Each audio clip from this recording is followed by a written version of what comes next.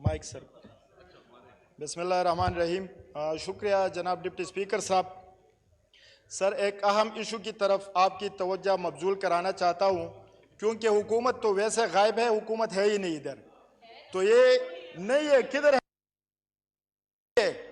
یہ ایک اہم ایشو ہے سر, اس کو آپ سیریس لیں, اور وہ ہے شہریوں کو پاسپورٹ کی عدم فراہمی, non issuance of passports to the citizens of Pakistan.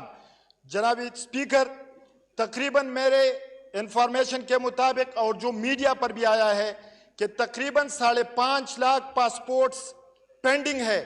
لوگوں کو پاسپورٹس نہیں مل رہے, شہری خوار ہو رہے, مافیا عوام سے پیسے بٹور رہی ہے. اوورسیز پاکستانیز وہ بھی شکایتیں کرتے ہیں کہ جی ہمیں پاسپورٹ نہیں مل رہے.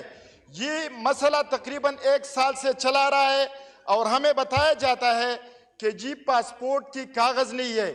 بڑی شرم کی بات ہے ایک ایٹمی ملک کہ اس کے پاس پاسپورٹ کا کاغذ نہیں ہے.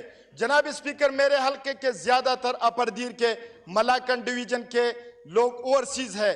5-6 لاکھ جو ہمارے لوگ ہیں وہ اوورسیز ہے, ان کو پاسپورٹ کا ایشو ہے. لہٰذا جناب ڈپٹی اسپیکر صاحب اس ایشو کو سیریس لیا جائے, حکومت کو پابند کیا جائے. جو مافیاز دفتروں میں, آفیسز میں, پاسپورٹ آفیسز میں لوگوں سے پیسے بٹور رہی ہے, ایک پاسپورٹ پہ 50-50 ہزار روپے, 60 ہزار روپے, 70 ہزار روپے لے رہے ہیں.